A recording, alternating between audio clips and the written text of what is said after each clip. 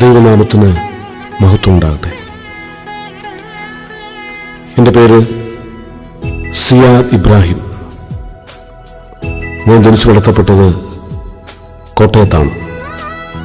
കോട്ടയത്തിനടുത്ത് കടുവാക്കുളം എന്ന് പറയുന്ന ഒരു ചെറിയ ഗ്രാമത്തിലാണ് എൻ്റെ വാപ്പയും ഉമ്മയും വാടകയ്ക്കായി താമസിക്കുവാനായി കടന്നു വന്നത്. അവിടെ വെച്ചാണ് ഞാൻ ജനിക്കുന്നത്. എനിക്ക് 2 സഹോദരിമാരാണുള്ളത്. മൂത്ത സഹോദരി സീനത്ത് ബീഗം, ഇളയാൾ സജിദ ബീഗം. എൻ്റെ ഉമ്മയുടെ വീട് ആലപ്പുഴയിലാണ്. സക്രിയ ബസാർ എന്ന് പറയുന്ന സ്ഥലത്താണ് എൻ്റെ ഉമ്മ ജനിച്ച് വളർന്നത്. എൻ്റെ വാപ്പ കോട്ടയത്തു നിന്നും ആലപ്പുഴയിൽ ചെന്ന് എൻ്റെ ഉമ്മ വിവാഹം കഴിക്കുകയും അവരൊരുമിച്ച് കോട്ടയത്തെ കടുവാക്കുളത്ത് പള്ളിവാതുക്കൽ എന്ന് പറയുന്ന ഒരു ക്രൈസ്തവ കുടുംബത്തിൽ അവരുടെ ഒരു പോർഷനിൽ വാടകയ്ക്ക് താമസിക്കുവാനും ആരംഭിച്ചു. അവിടെ വെച്ചാണ് ഞാൻ ജനിക്കുന്നത്. കടുവാക്കുളം എന്ന് പറയുന്ന ദേശം വലിയ പ്രസിദ്ധമുള്ള നാടൊന്നുമല്ല. എങ്കിലും കടുവാക്കുളം ആന്റണി എന്ന് പറയുന്ന ഒരു മനുഷ്യനാണ് കടുവാക്കുളം എന്ന സ്ഥലത്തിന് പേരും പെരുമയും നൽകിയത്. ആ കുടുംബത്തിലാണ് എൻ്റെ വാപ്പയും ഉമ്മയും താമസിക്കുവാനായി ചെല്ലുന്നത്. അവിടെ വെച്ചാണ് 2ാമൻ രാജാവ് എന്ന നിലയിൽ ഞാൻ ജനിക്കുന്നത്. അവിടെ എല്ലാ ദിവസങ്ങളിലും കാണുന്ന ഒരു കാഴ്ചയുണ്ട്. കത്തോലിക്കരായ സഹോദരങ്ങൾ ഒരു ബൈബിളുമായി കടന്നുവരും. ആ വലിയ പുസ്തകം തിണ്ണയിൽ വെച്ച് എൻ്റെ വാപ്പയും അപ്പാപ്പനുമൊക്കെയായി ചൂടേറിയ സംവാദങ്ങൾ നടക്കും. അവർ പറയുന്നത് യേശുക്രിസ്തുവാണ് ദൈവം എന്നാണ്. എന്നാൽ എൻ്റെ വാപ്പയും അപ്പാപ്പനും പല്ലും നഖവും ഉപയോഗിച്ച് അത് എതിർക്കും. അവർ പറയും യേശുക്രിസ്തു എന്ന് പറയപ്പെടുന്ന ഈസ ഒരു പ്രവാചകൻ മാത്രമാണ് എന്നവർ പറയും.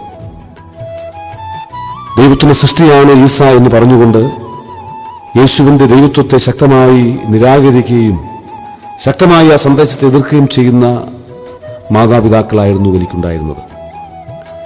എന്നാൽ എല്ലാ ദിവസങ്ങളിലും ആ കത്തോലിക്കരായ സുഹൃത്തുക്കൾ കടന്നു വരികയും യേശുക്രിസ്തുവിന്റെ സുവിശേഷം അവരുമായി പങ്കിടുകയും ചെയ്യും. എന്നാൽ പലപ്പോഴും അവർ പരാജയപ്പെട്ടു പോകുന്നത് ഞാൻ കാണാറുണ്ട്. എൻ്റെ വാപ്പ ചോദിക്കും, യാതൊരു വിഗ്രഹങ്ങളും പാടില്ല, യാതൊരു ശില്പങ്ങളും ഉണ്ടാക്കുവാൻ പാടില്ല എന്ന് നിങ്ങളുടെ ബൈബിൾ പറയുമ്പോൾ എന്തുകൊണ്ടാണ് നിങ്ങളുടെ ദേവാലയങ്ങളിൽ ഇത്രയും നിറയെ ശില്പങ്ങൾ നിർമ്മിച്ചു വെച്ചിരിക്കുന്നത് എന്നെൻ്റെ വാപ്പ ചോദിക്കും. അപ്പോൾ ആ ക്രൈസ്തവ സഹോദരങ്ങളുടെ മുഖം മങ്ങുന്നത് ഞാൻ കാണാറുണ്ട്. അപ്പോൾ ഞാൻ എൻ്റെ ചെറുപ്പത്തിൽ ഇങ്ങനെ ചിന്തിച്ചു, വളർന്നു വരുമ്പോൾ ഒരു ബൈബിൾ സംഘടിപ്പിക്കണം. ആ ബൈബിൾ വായിച്ചുകൊണ്ട് ഈ ക്രിസ്ത്യാനികൾ എന്ന് പറയുന്ന ആളുകളെ എതിർക്കണം. ഏകസത്യ ദൈവത്തെ പിതാവെന്നും പുത്രനെന്നും പരിശുദ്ധാത്മാവെന്നും ഇങ്ങനെ വികലമായ സന്ദേശമായി മാനവരാശിയുടെ നെഞ്ചിൽ കോരിയിടുന്ന ഇവരെ ശക്തമായി എതിർക്കണമെന്ന് ഞാൻ ചിന്തിച്ചു. ഒരു ബൈബിൾ സംഘടിപ്പിക്കുവാൻ അന്ന് ശ്രമിച്ചു. എന്നാൽ കാലങ്ങൾ മുന്നോട്ട് കടന്നുപോയി. സ്കൂളിൽ പഠിക്കുമ്പോഴാണ് ഒരു സംഘം ആളുകൾ ഞങ്ങളുടെ സ്കൂളിലേക്ക് കടന്നു വരുന്നത്. നാട്ടകം ഗവൺമെൻറ് മോഡൽ ഹൈസ്കൂളിലാണ് ഞാൻ പഠിച്ചത്. 6ാം ക്ലാസ്സിൽ പഠിക്കുന്ന സമയത്ത് കൈകളിൽ കുറേ പുസ്തകങ്ങളുമായ ഒരു സംഘം ആളുകൾ ഞാൻ പഠിക്കുന്ന സ്കൂളിലേക്ക് കടന്നു വന്നു. അവരുടെ കൈകളിൽ മനോഹരമായ ചില ചെറിയ പുസ്തകങ്ങളുണ്ടായിരുന്നു. എല്ലാവർക്കും ഓരോ പുസ്തകങ്ങൾ കൊടുത്തു. എനിക്കും കിട്ടി ഒരെണ്ണം. ആ മനോഹരമായ പുസ്തകം, ചുവന്ന ബൈൻഡിട്ട ആ ചെറിയ പുസ്തകം, അതിന് പുറത്തെഴുതിയിരിക്കുന്നു സ്നേഹത്തിൻ്റെ സന്ദേശം. അതെനിക്ക് വളരെ ആകർഷണീയമായി തോന്നി. ഞാനത് എൻ്റെ മൂക്കോട് അടുപ്പിച്ച് കൊണ്ടു നടന്നു. പുതിയ പുസ്തകത്തിൻ്റെ ലീഫിൻ്റെ ഗന്ധം എനിക്കിഷ്ടമാണ്.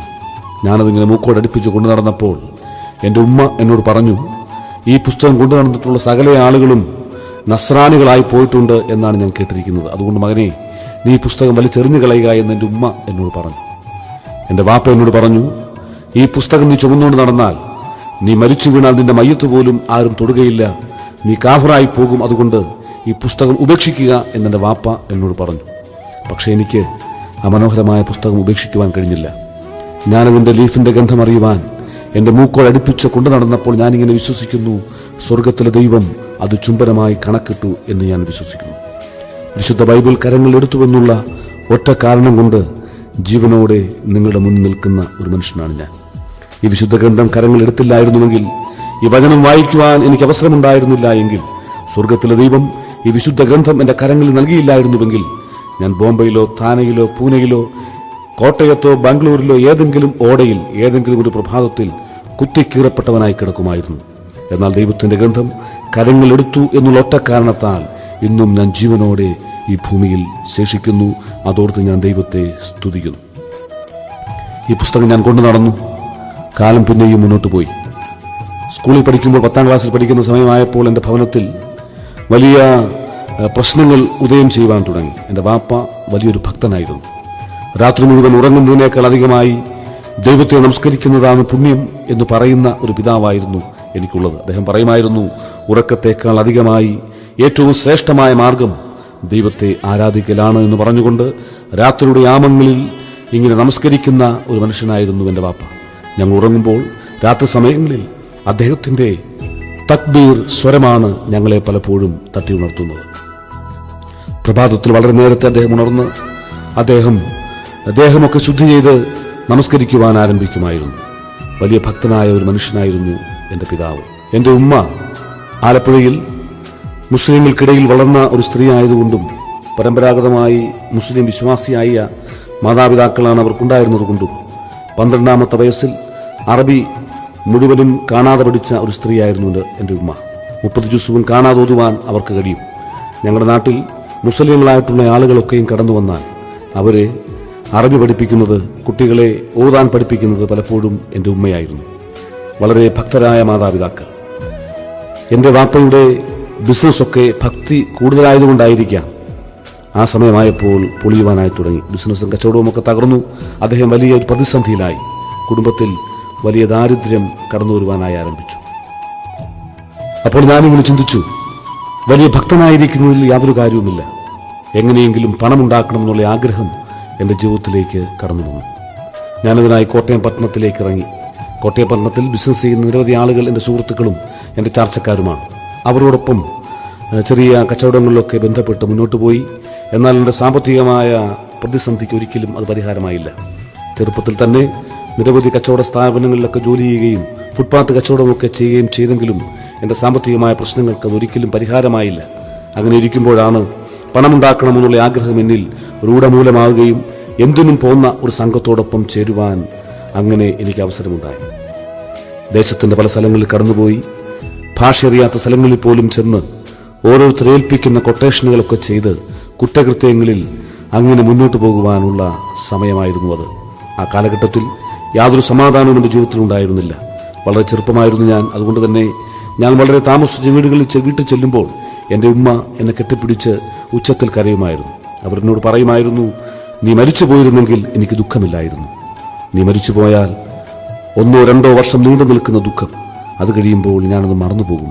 പക്ഷെ നീ ജീവിച്ചിരിക്കുന്ന ദുഃഖമാണല്ലോ മകനെ എന്ന് പറഞ്ഞ് അവരെന്നെ കെട്ടിപ്പിടിച്ച് എൻ്റെ മുടിയൊക്കെ വലിച്ചു പറിച്ച് അവർ ഉച്ചത്തിൽ കരയുമായിരുന്നു. എൻ്റെ വാപ്പ എന്നോട് പറഞ്ഞു, നീ കോട്ടയം പട്ടണത്തിലേക്ക് ചെല്ലണം. ഏറ്റവും ദൂരേക്ക് ഒരു ടിക്കറ്റ് എടുക്കണം. വല്ല കാശ്മീരിലേക്കോ കാഠ്മണ്ഡുവിലേക്കുള്ള ടിക്കറ്റ് നീ എടുക്കണം. ഞാൻ മരിച്ചുവെന്നറിഞ്ഞാൽ 10 ദിവസം യാത്ര ചെയ്തല്ലാതെ നീ കോട്ടയത്ത് വരുവാൻ പാടില്ല. ട്രെയിനുള്ള ടിക്കറ്റിനുള്ള ചാർജ് ഞാൻ തരാമെന്ന് എൻ്റെ വാപ്പ എന്നോട് പറയുമായിരുന്നു. എൻ്റെ പെങ്ങന്മാരെന്നെ കാണുമ്പോൾ ഉച്ചത്തിൽ കരഞ്ഞുകൊണ്ട് ഓടി വിളിക്കുമായിരുന്നു. അവർ പറയും, നീ ഉറങ്ങുന്ന മുറിയിൽ ഞങ്ങൾക്ക് കടക്കുവാൻ പോലും ഭയമാണ്. നിന്റെ വസ്ത്രത്തിനു പോലും ചോരയുടെ ഗന്ധമാണ്. നിന്റെ വിയർപ്പിന് പോലും ചോരയുടെ ചൂരും ഗന്ധവുമാണ് എന്ന് പറഞ്ഞവർ പലപ്പോഴും ഉച്ചത്തിൽ കരഞ്ഞുകൊണ്ട് എന്നെ വിട്ട് ഓടിപ്പോകുമായിരുന്നു. അത്ര ഏറ്റവും പാപത്തിൻ്റെ അഗാധതയിൽ വീണുപോയ സമയങ്ങളായിരുന്നു അത്. അങ്ങനെ കാലം മുന്നോട്ട് പോയി. എൻ്റെ ജീവിതത്തിൽ നിരവധി കേസുകളും പ്രശ്നങ്ങളുമൊക്കെ ഉടലെടുത്തു. നിരവധി കേസുകളിൽ ഞാൻ പ്രതിയായിത്തീർന്നു. പിടികിട്ടാപ്പുള്ളിയായും വാറണ്ടും കരിവാറണ്ടുമായി അങ്ങനെ പോലീസുകാർ എന്നെ അന്വേഷിച്ച് നടന്നു. എനിക്കത് യാതൊരു സമാധാനവും ജീവിതത്തിൽ ഉണ്ടായിരുന്നില്ല. വെളിച്ചത്തിൽ ഇറങ്ങുവാൻ കഴിയാതെ ഞാൻ ഭയപ്പെട്ട് പലപ്പോഴും രാത്രിയുടെ യാമങ്ങളിലാണ് ഞാൻ പുറത്തിറങ്ങിക്കൊണ്ടിരുന്നത്. അങ്ങനെ കാലം മുന്നോട്ട് പോയി. അങ്ങനെ വരുമ്പോഴാണ് ഞങ്ങളുടെ നാട്ടിൽ ഒരു പാർട്ടിയുടെ പ്രവർത്തനം സജീവമാകുന്നത്. എനിക്ക് കോളനി ലക്ഷം വീടുകളും ചെറുപ്രദേശങ്ങളുമൊക്കെയായി കേരളത്തിൽ പല സ്ഥലങ്ങളുമായി ബന്ധമുണ്ടായിരുന്നത് കൊണ്ട് ആ പാർട്ടിയുടെ മെമ്പർഷിപ്പ് എനിക്ക് ലഭിക്കുകയും ഞാൻ ആ പാർട്ടിയിൽ ചേർന്ന് പ്രവർത്തിക്കുവാൻ ആരംഭിക്കുകയും ചെയ്തു.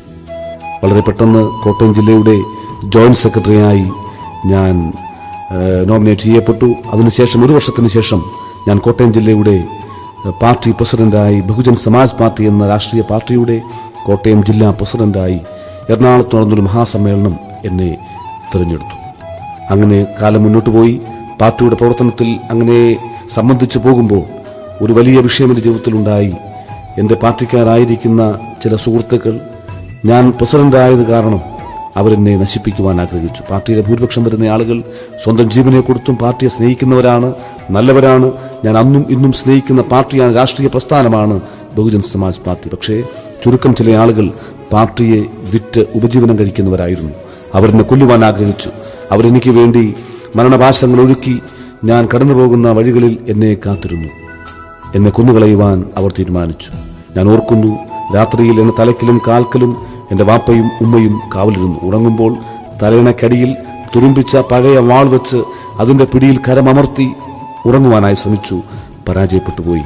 അങ്ങനെ ദിവസങ്ങൾ മുന്നോട്ട് പോയപ്പോൾ എൻ്റെ ജീവന് ഭീഷണിയുണ്ടായി എന്നുള്ള സത്യം ഞാൻ വ്യക്തമായി മനസ്സിലാക്കിയപ്പോൾ എൻ്റെ മാതാപിതാക്കന്മാരുടെയും എൻ്റെ പെങ്ങന്മാരുടെയും സുഹൃത്തുക്കളുടെയും ഒക്കെ നിർബന്ധത്തിന് വഴങ്ങി ഞാൻ പാർട്ടിയുടെ സ്ഥാനം രാജിവെച്ചു. ഞാനങ്ങനെ പാർട്ടിയുടെ സ്ഥാനം രാജിവെച്ചു. പച്ചയായ ജീവിതത്തിലേക്ക് പിന്നെയും ഇറങ്ങുവാനായി തുടങ്ങി. അപ്പോൾ അതുവരെയും മങ്ങിയിരുന്ന കേസുകളൊക്കെ പിന്നെയും ഉണർന്നെണീറ്റു. എൻ്റെ പേരിൽ പിന്നെയും കേസുകളുടെ വലിയ ശൃംഖല തന്നെ ഉണ്ടായി.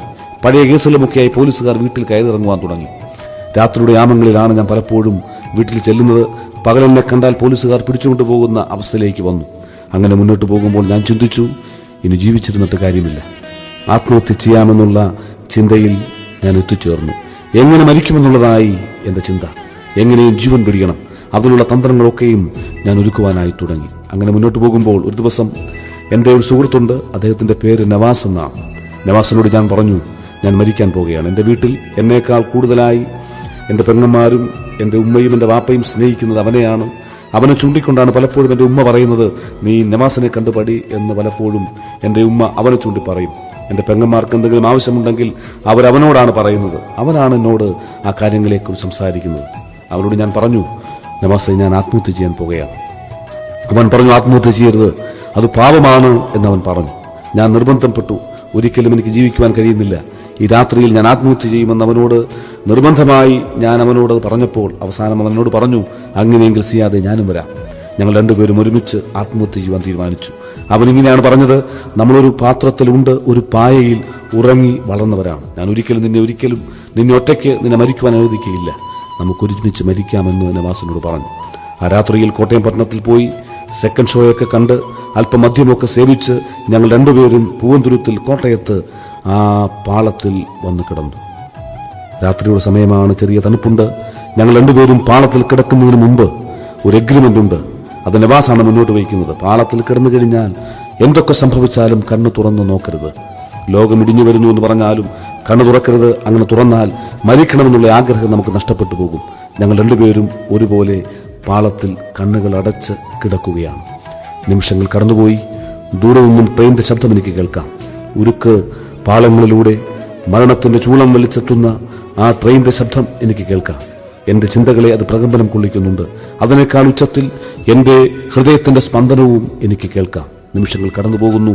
അങ്ങനെ ഞാൻ ആ റെയിൽവേ പാളത്തിൽ കണ്ണുകൾ അടച്ചു കിടക്കുമ്പോൾ എൻ്റെ ഇരുണ്ട ആത്മാവിൻ്റെ അങ്ങേ തലക്കിൽ നിന്നും ഒരു ശബ്ദം ഞാൻ അനുഭവിക്കുകയാണ്.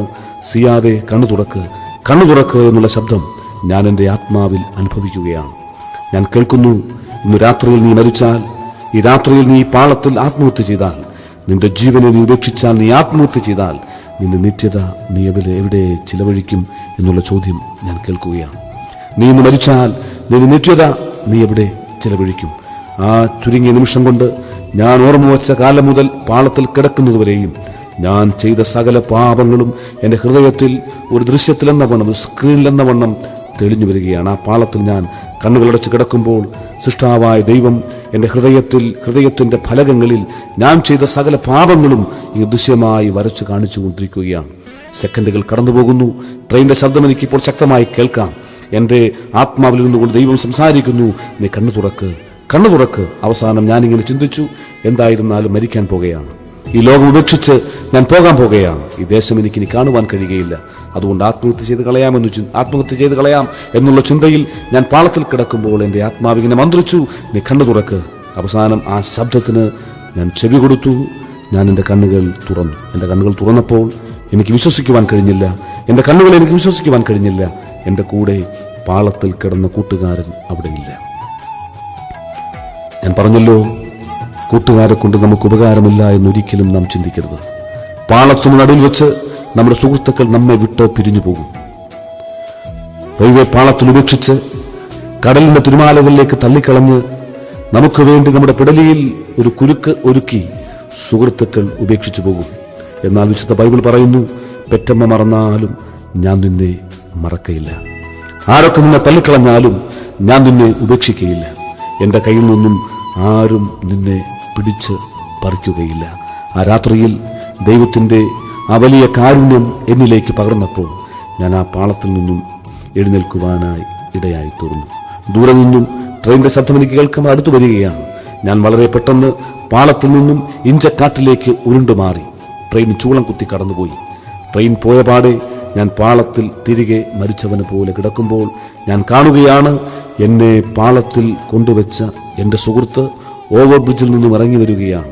ചെതറിത്തെറിച്ച എൻ്റെ ശരീരം കാണുവാൻ, ഛിന്ന ഭിന്നമായ എൻ്റെ ശരീരം കാണുവാൻ ഇരുട്ടിൻ്റെ മറവിൽ അവൻ ഇറങ്ങി വരികയാണ്. ഞാൻ പറയട്ടെ, ലോകം മുഴുവൻ ഉപേക്ഷിച്ചാലും ആരൊക്കെ തള്ളിക്കളഞ്ഞാലും പാളത്തിന് നടുവിൽ വെച്ച് നിന്റെ ബന്ധങ്ങൾ നിന്നെ ഉപേക്ഷിച്ച് കളഞ്ഞാലും നമ്മെ മറക്കാത്ത ഒരു ദൈവമുണ്ട്. അവനാണ് കർത്താവായ യേശുക്രിസ്തു. എനിക്ക് മരിക്കുവാൻ കഴിഞ്ഞില്ല. മരിക്കണമെന്നുള്ള ആഗ്രഹം എന്നിൽ നിന്നും വിട്ടുപോയി. ഞാൻ നിരാശനായിത്തീർന്നു. എൻ്റെ ജീവിതത്തിൽ ഇത്രത്തോളം നിരാശ അനുഭവിച്ച നിമിഷങ്ങൾ ഇതിനു മുമ്പുണ്ടായിട്ടില്ല.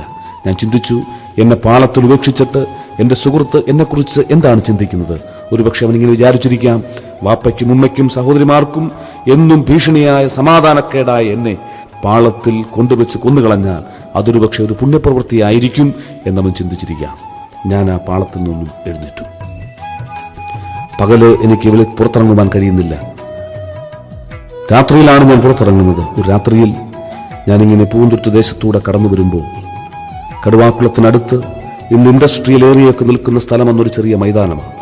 ആ മൈതാനത്ത് ഒരു ചെറിയ ടെന്റ് കെട്ടി കുറെ ആളുകൾ ഇങ്ങനെ കൂടി നിൽക്കുന്നു. ഇട്ടിൽ നിന്നുകൊണ്ട് ഞാൻ അവിടേക്ക് നോക്കുമ്പോൾ ഒരു ദേവദാസൻ എഴുന്നേറ്റ് നിന്നുകൊണ്ട് ഇങ്ങനെ പാടുകയാണ്, ആശ്രയമാർഗം യേശുവിലുണ്ട്, ആശ്വസിപ്പിച്ചിടും നിന്നെ എന്നും, ശങ്കയെന്നേ വന്നിടുകിൽ നിന്റെ സങ്കടമെല്ലാം തീർക്കുമവൻ.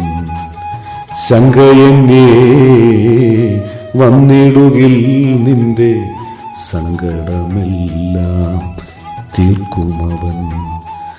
ആശ്രയമാർഗം യേശുവിലുണ്ട്, ആശ്വസിപ്പിച്ചിടും നിന്നെ എന്നും, ശങ്കയെന്നേ വന്നിടുകിൽ നിന്റെ സങ്കടമെല്ലാം തീർക്കുമവൻ. ഞാൻ എത്രയോ പാട്ടുകൾ കേട്ടിരിക്കുന്നു. എത്രയോ പാട്ടുകളുടെ താളത്തിനൊത്ത് മദ്യത്തിന്റെ മയക്കുമരുന്നിന്റെ ലഹരിയിൽ ഞങ്ങൾ നൃത്തം ചെയ്തിരിക്കുന്നു. എന്നാൽ ആ രാത്രിയിൽ ഞാൻ കേട്ട പാട്ട് എന്നെ ആശ്വസിപ്പിക്കുന്നതായിരുന്നു. ഇതുപോലൊരു പാട്ട് എൻ്റെ ജീവിതത്തിൽ ഞാൻ കേട്ടിട്ടില്ല. ആശ്രയമാർഗം യേശുവിലുണ്ട് എന്നുള്ള ആ പാട്ട് എൻ്റെ ഹൃദയത്തെ വല്ലാതെ ആകർഷിച്ചു കളഞ്ഞു. ഞാൻ ആ രാത്രിയിൽ ആ ടെന്റ് കെട്ടിയിരിക്കുന്ന മൈതാനിയിലേക്ക് കടന്നു ചെന്നു. ഞാൻ അവിടെ ചെല്ലുമ്പോൾ ആളുകളെല്ലാവരും എഴുന്നേറ്റ് നിന്നുകൊണ്ട് ദൈവത്തെ പാടി സ്തുതിക്കുകയാണ്. ആ വരികൾ ഞാൻ ഇന്ന് ഓർക്കുന്നു. രോഗം മാറും, ക്ഷീണം മാറും, ആരാധനയെങ്കിൽ ആ പാട്ട് പാടി അവരിങ്ങനെ ദൈവത്തെ സ്തുതിച്ചുകൊണ്ടിരിക്കുകയാണ്. അവരുടെ നടുവിൽ ഞാൻ നിൽക്കുകയാണ്. പാട്ട് കഴിഞ്ഞു, ആളുകളെല്ലാവരും ഇരുന്നു. അതിനുശേഷം വിശുദ്ധ വേദപുസ്തകവുമായി ഒരു ദേവദാസൻ എഴുന്നേറ്റു. അദ്ദേഹം വിശുദ്ധ വേദപുസ്തകത്തിൽ യെശയ്യാ പ്രവാചകന്റെ പുസ്തകം 1-ാം അധ്യായം അതിൻ്റെ 18 മുതലുള്ള വേദഭാഗങ്ങൾ വായിക്കുവാൻ ആരംഭിച്ചു. അതിങ്ങനെയാണ്, വരുവിൻ നമുക്ക് തമ്മിൽ വാദിക്കാം. നിന്റെ പാപങ്ങൾ കടും ചുവപ്പായിരുന്നാലും അത് ഹിമം പോലെ വെളുക്കും, രക്താംബരം പോലെ ചുവന്നിരുന്നാലും അത് പഞ്ഞു പോലെയായിത്തീരും. മനസ്സു വെച്ച് കേട്ടനുസരിക്കുന്നുവെങ്കിൽ ദേശത്തിലെ നന്മ അനുഭവിക്കും. മറുത്തു മത്സരിച്ചാലോ വാളിന് ഇരയായിത്തീരും. യഹോവയുടെ വായ അരുളി ചെയ്തിരിക്കുന്നു. ദൈവത്തിന്റെ സന്നിധിയിൽ നിന്നും വീണുപോയ തന്റെ ജനത്തെ ഇരു കരങ്ങളും നീട്ടി അവരെ ആഹ്വാനം ചെയ്യുകയാണ്, വരുവിൻ നമുക്ക് തമ്മിൽ വാദിക്കാം. യെശയ്യാ പ്രവാചകന്റെ പുസ്തകം 1-ാം അധ്യായം അതിന്റെ ആരംഭ സൂക്തങ്ങളിൽ നാം ഇങ്ങനെ കാണുന്നു, ആകാശമേ കേൾക്ക, ഭൂമിയെ ചെവിതരിക, ഞാൻ മക്കളെ പോറ്റി വളർത്തി, അവരെന്നോട് മത്സരിച്ചിരിക്കുന്നു. ആകാശത്തെയും ഭൂമിയെയും സാക്ഷി നിർത്തിക്കൊണ്ട്, ഞാൻ പോറ്റി വളർത്തിയ എന്റെ ജനം ഇതാ എന്നെ വിട്ടകന്നിരിക്കുന്നു എന്ന് പറഞ്ഞുകൊണ്ട് ദൈവജനത്തിനു നേരെ ആർദ്രമായ കരങ്ങൾ നീട്ടി വിലപിക്കുന്ന ദൈവത്തിന്റെ ശബ്ദം ആ രാത്രിയിൽ ഞാൻ അനുഭവിച്ചറിഞ്ഞു. ഞാനിങ്ങനെ വിശ്വസിക്കുന്നു, എന്നോടാണ് ആ രാത്രിയിൽ ദൈവത്തിന്റെ വചനം സംസാരിച്ചത്. എന്റെ ഹൃദയത്തോടാണ് അന്ന് രാത്രിയിൽ ദൈവത്തിന്റെ ആ വചനം ഇടപെട്ടത്. അതിങ്ങനെ, വരുവിൻ നമുക്ക് വാദിക്കാം, നിന്റെ പാപങ്ങൾ അത് കടും ചുവപ്പായിരുന്നാലും ഹിമം പോലെ വെളുക്കുമെന്ന് ആ രാത്രിയിൽ ദൈവത്തിന്റെ വചനം എന്നോട് സംസാരിച്ചു. ഞാൻ ചിന്തിക്കുന്നു, എന്റെ സകല പാപങ്ങളും, എന്റെ സകല ദോഷങ്ങളും, എന്റെ സകല ശാപങ്ങളും ആ രാത്രിയിൽ ദൈവം തമ്പുരാൻ ഏറ്റുവാങ്ങുകയാണ്.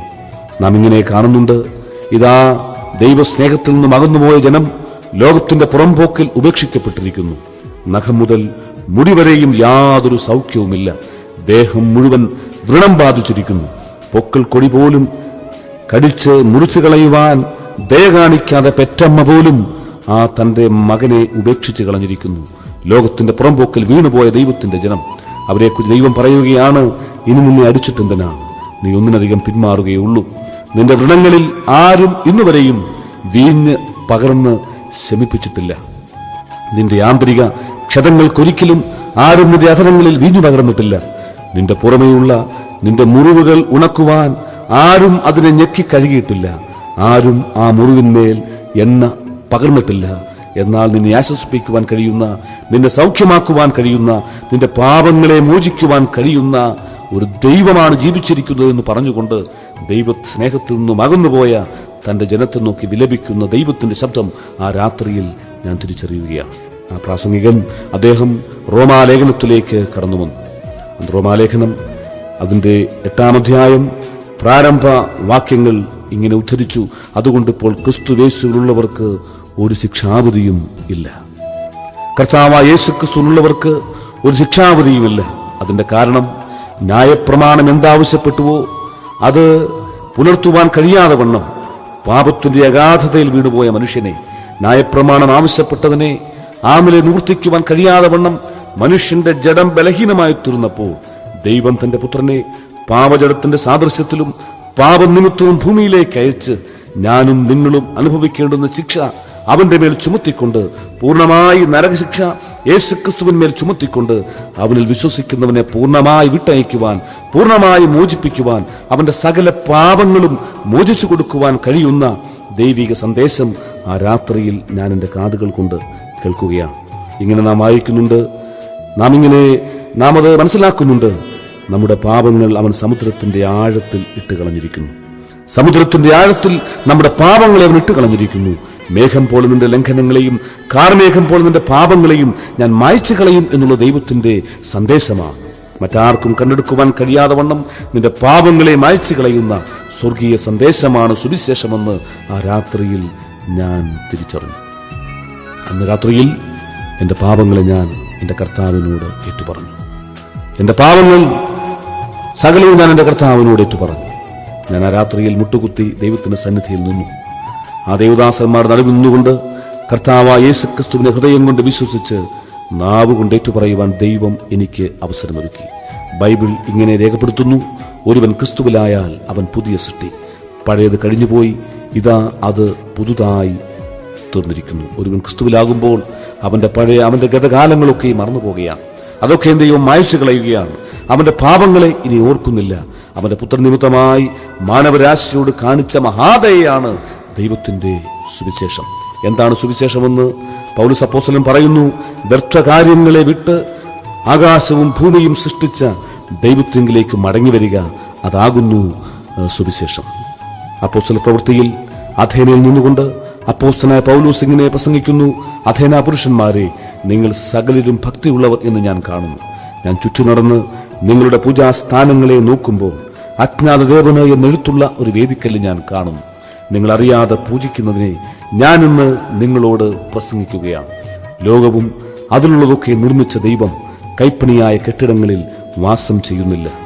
അവൻ തനിക്കെന്തെങ്കിലും ആവശ്യമുള്ളവനെന്നതുപോലെ മനുഷ്യന്റെ മുന്നിൽ കരം നീട്ടി നിൽക്കുന്നില്ല. അവൻ സകലർക്കും ശ്വാസവും ജീവനും നൽകുന്നവനാണ്. ആ രാത്രിയിൽ എൻ്റെ ദൈവം അവൻ്റെ പുത്രനിമിത്തമായി എന്നെ രക്ഷിക്കുവാൻ ഇടയായി തീർന്നു. അവനാകട്ടെ സകല മഹത്വവും സകല പുകഴ്ചയും ഞാൻ അവന് നൽകുകയാണ്. എൻ്റെ ജീവിതത്തിൽ, എൻ്റെ സമ്പൂർണമായ ജീവിതത്തെ അവൻ മാറ്റിമറിച്ചു. എൻ്റെ പാവമംഗലമായ ഗതകാലങ്ങളെ അവൻ എന്നിൽ നിന്നും സമ്പൂർണമായി എടുത്തു മാറ്റി. ഞാനിപ്പോൾ കർത്താവ് യേശുക്രിസ്തുവിൻ്റെ വയലിൽ അധ്വാനിക്കുന്നു.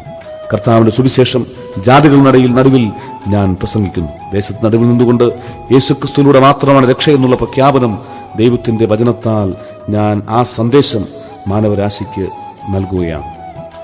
തെരുവോരങ്ങളിൽ കർത്താവിനെ പ്രസംഗിക്കുന്നു. കർത്താവിനറിയാത്ത കുറ്റവാളികൾക്കിടയിൽ അവൻ്റെ സന്ദേശവുമായി കടന്നു ചെല്ലുന്നു. എനിക്ക് പറയുവാൻ കഴിയും, ഒരിക്കൽ ഞാനൊരു പാപിയായിരുന്നു, ഒരു മഹാപാപിയായിരുന്നു. എന്ന കർത്താവായ യേശുക്രിസ്തു അവൻ്റെ പുത്രനിമിത്തമായി എന്നെ രക്ഷിച്ചു. അവൻ്റെ പുത്രനായ യേശുവിൻ്റെ രക്തം സകല പാപവും പോക്കി നമ്മെ ശുദ്ധീകരിക്കുന്നു. അവനെ കൈക്കൊണ്ട് അവൻ്റെ നാമത്തിൽ വിശ്വസിക്കുന്ന ഏവർക്കും ദൈവത്തിൻ്റെ മക്കളായി തീരുവാൻ അവൻ അധികാരം കൊടുത്തു. ഭൂമിയിൽ നാം രക്ഷിക്കപ്പെടുവാൻ ആകാശത്തിന് കീഴിൽ നൽകപ്പെട്ട വേറൊരു നാമവും ഇല്ല. അത് കർത്താവായ യേശുക്രിസ്തുവിൻ്റെ നാമം മാത്രം. എനിക്കും നിങ്ങൾക്കും വേണ്ടി കർത്താവായ യേശുക്രിസ്തു കാൽവരിയിൽ യാഗമായി തീർന്നു. പിലാത്തോസിന് മുന്നിൽ അവൻ നിന്നു. ഒരു രാത്രിയിൽ 5 കോടതികളിൽ അവൻ വിസ്തരിക്കപ്പെട്ടു. നരാധമനായ യൂദയുടെ വിഷലിപ്തമായ ചുംബനത്താൽ അവൻ ഒറ്റിക്കൊടുക്കപ്പെട്ടു. ഒരു സൈന്യം അവൻ്റെ നേരെ വന്നു. അവനെ കണ്ടാൽ ആളല്ല എന്ന് തോന്നുമാറ് അവൻ വിരൂപനായി തീർന്നു. അവൻ കാൽവരിയിലെ ക്രൂശിൽ 3 ആണികളിൽ തറയ്ക്കപ്പെട്ടു. 2 കള്ളന്മാരുടെ നടുവിൽ ഒരു വലിയ കള്ളനെ പോലെ, ഒരു രാജ്യദ്രോഹിയെപ്പോലെ അവൻ ക്രൂശിക്കപ്പെട്ടു. ഞാൻ പറയട്ടെ, 3 ആണികൾ കൊണ്ട് കർത്താവായ യേശുക്രിസ്തുവിനെ റോമാ സൈന്യം 3 ആണികൾ കൊണ്ട് അവൻ അവസാനിപ്പിച്ചിരുന്നുവെങ്കിൽ ഞാൻ സിയാദ് ഇബ്രാഹിം അവനെ പ്രസംഗിക്കുമായിരുന്നില്ല. 3 ആണികൾ കൊണ്ട് ആരെങ്കിലും അവസാനിച്ചു പോകുന്നുവെങ്കിൽ അവനെക്കുറിച്ച് പ്രസംഗിക്കുവാൻ ആർക്കും കഴിയുകയില്ല. 3 ആണികൾ കൊണ്ട് ഒരു പ്രവാചകന്റെ ശബ്ദം ഇല്ലാതാക്കുവാൻ കഴിയുമെങ്കിൽ അവനൊരു പ്രവാചകനല്ല. ഇന്ന് രാത്രി, ഇന്നീ സമയം ഞാൻ നിങ്ങളോട് പറയട്ടെ, കർത്താവായ യേശുക്രിസ്തു എനിക്ക് വേണ്ടി കാൽവരിയിലെ ക്രൂശിൽ യാഗമായി തീർന്നുവെന്ന് പൂർണ്ണമായി വിശ്വസിക്കുവാൻ എനിക്ക് കഴിഞ്ഞതുകൊണ്ട് എൻ്റെ സകല പാപങ്ങളിൽ നിന്നും സർവശക്തനായ ദൈവം എന്നെ മോചിപ്പിച്ചു. നമ്മളിങ്ങനെ കാണുന്നുണ്ട്, കാൽവരിയിലെ ക്രൂശിൽ 3 ആണികളിൽ തറയ്ക്കപ്പെട്ട് വിലാപ്പുറം പിളർന്ന് ഏലി ഏലി ലമ്മാ ശബക്താനി എന്ന് ഉച്ചത്തിൽ വിലപിച്ചുകൊണ്ട് നിവൃത്തിയായി എന്ന് പ്രഖ്യാപിച്ചുകൊണ്ട് സ്വന്തം ചുമലിൽ തലചായ്ച്ചുകൊണ്ട് കർത്താവായ യേശുക്രിസ്തു തന്റെ ജീവനെ, തന്റെ പ്രാണനെ പിതാവിന്റെ കരങ്ങളിൽ ഏൽപ്പിച്ചത് പാപികളായ മനുഷ്യർക്ക് വേണ്ടിയാണ്. ആരുവനെ സ്വീകരിക്കും, ആരുവനെ ഏറ്റുപറയും. ആരെങ്കിലും ഈ കർത്താവായ യേശുക്രിസ്തുവിനെ സ്വീകരിക്കാതെ ആരെങ്കിലും പാപത്തിൽ ജീവിക്കുന്നുവെങ്കിൽ, ഈ സന്ദേശം നിങ്ങൾ കേൾക്കുന്നുവെങ്കിൽ ഒരു വാക്കൂടെ പറയട്ടെ, നിങ്ങളുടെ സകല പാപങ്ങൾക്കും പരിഹാരമായി, നിങ്ങളുടെ സകല ലംഘനങ്ങൾക്കും പരിഹാരമായി കർത്താവായ യേശുക്രിസ്തു ഇന്നും ജീവിക്കുന്നു. അവന്റെ സന്ദേശം, ആ സത്യസുവിശേഷം നിന്റെ സകല പാപങ്ങളെയും മോചിക്കുവാൻ പര്യാപ്തമാണ്. മോശയുടെ ന്യായപ്രമാണത്തിൽ നാം ഇങ്ങനെ വായിക്കുന്നുണ്ട്, ഒരുവൻ പാപം ചെയ്താൽ അവൻ യാഗപീഠത്തിനരികിലേക്ക് കടന്നു വരണം. അവൻ കൊണ്ടുവരുന്ന യാഗമൃഗങ്ങളുടെയോ ജീവജാലങ്ങളുടെ രക്തം അവന്റെ പാപങ്ങളെ സമ്പൂർണമായി മായ്ക്കുന്നില്ല, അത് മറച്ചു വയ്ക്കുന്നതേ ഉള്ളൂ. എന്നാൽ കാലത്തിന് തികവിൽ 2008 വർഷങ്ങൾക്ക് മുമ്പ് പാലസ്തീന്റെ നടുവിൽ ലോകചരിത്രത്തെ 2ആയി കീറിമുറിച്ചുകൊണ്ട് കർത്താവായ യേശുക്രിസ്തു പറഞ്ഞു, എന്നിൽ വിശ്വസിക്കുന്നവൻ മരിച്ചാലും ജീവിക്കും. അവൻ പറഞ്ഞു, ഞാൻ ഭൂമിയിലേക്ക് വന്നത് എൻ്റെ ജീവനെ കൊടുക്കുവാൻ വേണ്ടിയാണ്. എൻ്റെ ജീവനെ കൊടുക്കുവാനും അത് തിരികെ പ്രാപിപ്പാനും എനിക്ക് അധികാരമുണ്ട് എന്ന് പറഞ്ഞുകൊണ്ട് കർത്താവായ യേശുക്രിസ്തു താൻ എന്തിനാണ് ഭൂമിയിലേക്ക് വന്നത് എന്ന് വെളിപ്പെടുത്തുവാൻ ഇടയായി തീർന്നു. അവൻ സർവശക്തനായ ദൈവമാണ്. അവൻ പറഞ്ഞു, ഞാൻ തന്നെ പുനരുത്ഥാനവും ജീവനും ആകുന്നു. കാറ്റിനെയും കടലിനെയും ശാന്തമാക്കിക്കൊണ്ട് പ്രപഞ്ചത്തിന്റെ മേൽ തനിക്ക് അധികാരമുണ്ട് എന്ന് അവിടുന്ന് വെളിപ്പെടുത്തി. മനുഷ്യന്റെ പാപത്തെ മോചിച്ചു കൊടുത്തുകൊണ്ട് പാപത്തെ മോചിക്കുവാൻ കഴിയുന്ന സർവശക്തനായ ദൈവം ഞാനാണ് എന്ന് അവിടുന്ന് വെളിപ്പെടുത്തി. ലാസറിന്റെ കല്ലറയുടെ മുന്നിൽ നിന്നുകൊണ്ട് യഹൂദന്മാരോടൊപ്പം കണ്ണു കലങ്ങി കരഞ്ഞ കർത്താവായ യേശുക്രിസ്തു തൊട്ടടുത്ത നിമിഷത്തിൽ തന്റെ കരങ്ങൾ ഉയർത്തി ലാസറെ പുറത്തു വരിക എന്ന് കൽപ്പിക്കുമ്പോൾ മരണത്തിന്റെ പാശങ്ങൾ അഴിച്ച് ജീവങ്കിലേക്ക് കടന്നു വന്നുകൊണ്ട് ലാസർ എന്താണ് പ്രഖ്യാപിക്കുന്നത്? ഞാൻ തന്നെ പുനരുത്ഥാനവും ജീവനും എന്ന് യേശുക്രിസ്തു പറഞ്ഞുവെങ്കിൽ ജീവന്റെ മേൽ മരണത്തിന്റെ മേൽ അധികാരമുള്ള സർവശക്തനായ ദൈവമാണ് കർത്താവായ യേശുക്രിസ്തു. ആധികാരികമായി പറയട്ടെ, കർത്താവായ യേശുക്രിസ്തു സമ്പൂർണ്ണ മനുഷ്യനും സമ്പൂർണ്ണ ദൈവവുമാണ്. നമ്മെ രക്ഷിക്കുവാൻ പൂർണ്ണമായും അവന് കഴിയും. അവൻ ആകാശമേഘങ്ങളിലൂടെ കടന്നുപോയ മഹാപുരോഹിതനാണ്. മൃഗങ്ങളുടെയും പക്ഷികളുടെയും രക്തം മനുഷ്യന്റെ പാപത്തെ മോചിപ്പിക്കുവാൻ കഴിയാതെ വണ്ണം അയ്യം വിളിച്ച് പിന്മാറിയപ്പോൾ ഇതാ അവിടുത്തെ പുത്രനായ യേശുവിന്റെ രക്തം സകലവും പാപവും പോക്കി നമ്മെ ശുദ്ധീകരിക്കുന്ന പുണ്യാഹ രക്തമായി ഭൂമിയിൽ വെളിപ്പെട്ടു എന്നുള്ള സത്യമാണ് സുവിശേഷം. അപ്പോസ്തലനായ പൗലോസ് ഇങ്ങനെ പറഞ്ഞു, അവനിലല്ലോ ദൈവത്തിന്റെ സകല സമ്പൂർണതയും ദേഹരൂപമായി വസിക്കുന്നത്. അവൻ കർത്താവായ യേശുക്രിസ്തു. അവൻ സർവ്വത്തിനുമീതെ എന്നേക്കും ദൈവമായി വാഴ്ത്തപ്പെട്ടവനാണ്. അവൻ സത്യദൈവവും നിത്യജീവനും ആകുന്നു. അദർശനായ ദൈവത്തിന്റെ ദൃശ്യമായ പ്രതിമയാണ് കർത്താവായ യേശുക്രിസ്തു. അവിടുന്ന് ഭൂമിയിലേക്ക് വന്നത്, മനുഷ്യനായി ഭൂമിയിൽ അവതരിച്ചത്, അവൻ ജഡാവതാരമെടുത്ത് ഭൂമിയിലേക്ക് കടന്നു വന്നത് എന്റെയും നിങ്ങളുടെയും പാപങ്ങൾ സമ്പൂർണ്ണമായി മോചിപ്പിക്കുവാൻ വേണ്ടിയാണ്. 2008 വർഷം മുമ്പ് നമ്മുടെ പാപങ്ങൾ ഏറ്റെടുത്തുകൊണ്ട് അവൻ കാൽവരിയിലെ ക്രൂശിൽ യാഗമായി തീർന്നു. അവനെ ഹൃദയം കൊണ്ട് വിശ്വസിച്ച് നാവുകൊണ്ട് ഏറ്റുപറയുവാൻ കഴിയുന്ന ഏതൊരു വ്യക്തിയെയും പാപരഹിതനാക്കി രാജപുരോഹിത വർഗമാക്കി ദൈവത്തിന്റെ സന്നിധിയിൽ നിർത്തുവാൻ കഴിയുന്ന രക്ഷയുടെ സന്ദേശമാണ് സുവിശേഷം. ഈ രാത്രിയിൽ ഈ സന്ദേശം കേൾക്കുന്ന ഏവരോടും ഒരിക്കൽ കൂടെ ഞാൻ പറയട്ടെ, മറ്റൊരു മാർഗവുമില്ല. എന്നെ രക്ഷിച്ച ദൈവം, എന്നെ ഒരു പുതിയ സൃഷ്ടിയാക്കി തീർത്ത ദൈവം നിങ്ങളെയും സ്നേഹിക്കുന്നു. നിങ്ങളെ നേരെ കരങ്ങൾ നീട്ടി അവൻ പറയുന്നു, അധ്വാനിക്കുന്നവരും ഭാരം ചുമക്കുന്നവരുമായുള്ള ഏവരുമേ, നിങ്ങൾ എൻ്റെ അടുക്കൽ വരുവിൻ, ഞാൻ നിങ്ങളെ ആശ്വസിപ്പിക്കാം. പെറ്റമ്മ മറന്നാലും ഞാൻ നിങ്ങളെ മറന്നു കളയുകയില്ല. ഞാൻ എൻ്റെ ഉള്ളം കയ്യിൽ നിങ്ങളെ രേഖപ്പെടുത്തിയിരിക്കുന്നു. നിങ്ങൾക്ക് ഞാൻ പുതിയൊരു ആത്മാവിനെ നൽകും, പുതിയൊരു ഹൃദയത്തെ ഞാൻ നിങ്ങൾക്ക് നൽകും. നിങ്ങളുടെ ജീവിതം പരാജയമാണ് എങ്കിൽ, നിങ്ങളുടെ ജീവിതം ഏറ്റവും ദുഃഖപരമാണ് എങ്കിൽ, നിങ്ങളുടെ ജീവിതം ഏറ്റവും അധികം ക്ലേശപൂർണമായ പശ്ചാത്തലത്തിലൂടെ കടന്നു പോകുന്നുവെങ്കിൽ, അത് വിജയമാക്കി തീർക്കുവാൻ കഴിയുന്ന സ്വർഗത്തിലെ ദൈവം തൻ്റെ പുത്രൻ നിമിത്തമായി നമ്മെ സ്നേഹിക്കുന്നു. അവനെ കൈക്കൊണ്ട് അവൻ്റെ നാമത്തിൽ വിശ്വസിക്കുന്ന ഏവർക്കും ദൈവത്തിൻ്റെ മക്കളായി തീരുവാൻ അവൻ അധികാരം കൊടുത്തു. വെളിപ്പാട് പുസ്തകം 1-ാം അധ്യായം അതിൻ്റെ 7-ാം വാക്യത്തിൽ നാം ഇങ്ങനെ വായിക്കുന്നു, ഇതാ അവൻ മേഘാരൂഢനായി വരുന്നു, എല്ലാ കണ്ണുകളും അവനെ കുത്തിത്തുളച്ചവരും അവനെ കാണും, ഭൂമിയിലെ സകല ഗോത്രങ്ങളും അവനെ ചൊല്ലി വിലപിക്കും. യോഹന്നാൻ എഴുതിയ സുവിശേഷം 14-ാം അധ്യായം 1 മുതലുള്ള വേദഭാഗങ്ങൾ നാം ഇങ്ങനെ വായിക്കുന്നു, നിങ്ങളുടെ ഹൃദയം കലങ്ങിപ്പോകരുത്, ദൈവത്തിൽ വിശ്വസിപ്പിൻ, എന്നിലും വിശ്വസിപ്പിൻ. എൻ്റെ പിതാവിൻ്റെ അടുക്കൽ അനേക വാസസ്ഥലങ്ങളുണ്ട്, ഇല്ലെങ്കിൽ ഞാൻ നിങ്ങളോട് പറയുമായിരുന്നു. ഞാൻ നിങ്ങൾക്ക് സ്ഥലമൊരുക്കുവാൻ പോകുന്നു. ഞാൻ പോയി നിങ്ങൾക്ക് സ്ഥലമൊരുക്കിയാൽ ഞാൻ ഇരിക്കുന്നിടത്ത് നിങ്ങളും ഇരിക്കേണ്ടതിന് പിന്നെയും വന്ന് നിങ്ങളെ എൻ്റെ അടുക്കൽ ചേർത്തുകൊള്ളും. കർത്താവായ യേശുക്രിസ്തു കാൽവരിയിലെ ക്രൂശിൽ മരിച്ച് കല്ലറയിൽ, അരിമത്തയിലെ ജോസഫിന്റെ കല്ലറയിൽ അടക്കപ്പെട്ട് 3-ാം നാൾ ഉയർത്തെഴുന്നേറ്റ് സ്വർഗത്തിലേക്ക് കരേറിപ്പോയിരിക്കുന്നു. അവൻ മടങ്ങി വരാൻ പോകുകയാണ്. അവന്റെ മടങ്ങിവരവ് ലക്ഷണങ്ങളായി സകലവിധമായ വ്യാധികളും രോഗങ്ങളും യുദ്ധങ്ങളും യുദ്ധസ്തുതികളും ഭൂമിയിൽ ആകമാനം പ്രകടമായിക്കൊണ്ടിരിക്കുന്നു. അവൻ മടങ്ങി വരാൻ പോകുന്നു. മടങ്ങി വരുന്നതിന് മുമ്പ് ആരെങ്കിലും ഈ രാത്രിയിൽ ആരെങ്കിലും പാപത്തിൽ നിങ്ങൾ ആയിരിക്കുന്നുവെങ്കിൽ, പാപം മോചിക്കുവാൻ കഴിയാതെ ആരെങ്കിലും ഈ സന്ദേശം കേൾക്കുന്നുവെങ്കിൽ, നിങ്ങളുടെ സകല പാപങ്ങളെയും മോചിക്കുന്ന രക്ഷാ സന്ദേശമാണ് കർത്താവായ യേശുക്രിസ്തുവിന്റെ സുവിശേഷം. ദൈവനാമത്തിന് മഹത്വമുണ്ടാകട്ടെ. ഇത്രയും നേരം ശാന്തമായി ഈ സന്ദേശം ശ്രവിച്ച എല്ലാ പ്രിയപ്പെട്ടവർക്കും കർത്താവായ യേശുക്രിസ്തുവിന്റെ നാമത്തിൽ അഭിവാദ്യങ്ങൾ. ദൈവനാമം എന്നും എന്നേക്കും മഹത്വപ്പെടുമാറാകട്ടെ. ആമേൻ.